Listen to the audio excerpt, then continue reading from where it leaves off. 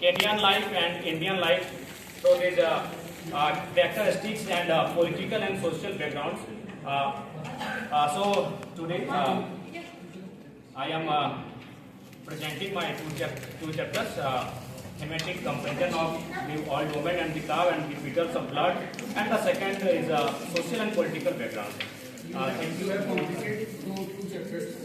Yes, sir. I have submitted 4 chapters before this, and today I am submitting my. Take so much of time. Let them know one thing. If I am not interfering, please, by the permission of the chairman.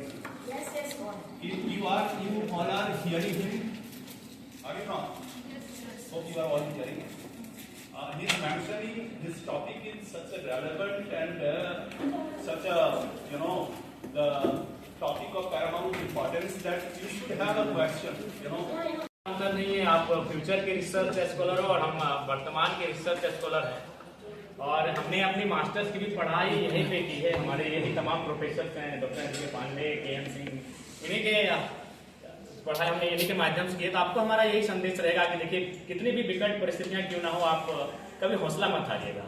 बेशक आज हम आप अभी एक MLA के रूप में देख रहे हैं, लेकिन मैं आपको बताना चाहूंगा, जब मेरे जो परिवार की स्थिति ना, वो कोई सोच भी नहीं सकता जहाँ से हम आए हैं। मेरे पिताजी का जब डेथ हुआ था तो उसी साल मेरे दादाजी का भी डेथ हुआ था। जब उस समय मेरी माँ की उम्र मात्र 28 थी, और 28 थी, और उसके बाद ट्रेजेडी क्या थी कि मेरा छोटा भाई माँ की प्रेगनेंसी में था, वो दुनिया में आया ही नहीं था। पिताजी के डेथ होने के बाद लगभग 4 महीने बाद मेरे भाई का जन्म हुआ था, और उससे बड़ी ट्रेजेडी क्या थी कि उससे 1 साल पहले मेरे भाई का भी डेथ हुआ था, और उससे ठीक 1 साल पहले मेरी बहन का भी डेथ हुआ था। तो उस ट्रेजेडी से आकर मैंने एमएलए तक का मुकाम हासिल किया है, और एमएलए नहीं, भले अब एज ए संवैधानिक तौर पर हम एमएलए है, लेकिन पूरे देश में अभी हमारे नाम के चर्चे इस राज्य के फ्यूचर को लेकर होता है। तो मैं आपको यही कहूंगा कि आई थिंक आप हमसे तो बेहतर हो। आप जिस परिवार से आते हो, जिस बैकग्राउंड से आते हो, हमसे बेहतर हो।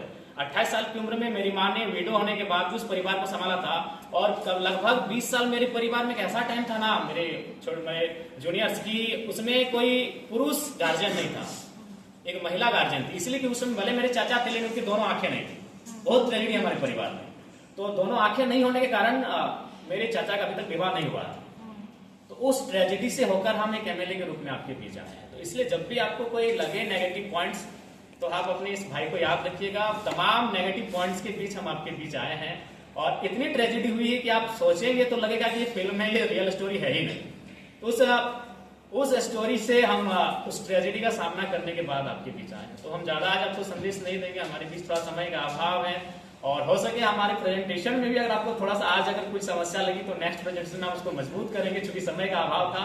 और हम आपको यही संदेश देंगे कि जिन सपनों को देखते हैं उन्हें पूरा करने के लिए जी तोड़ मेहनत करें।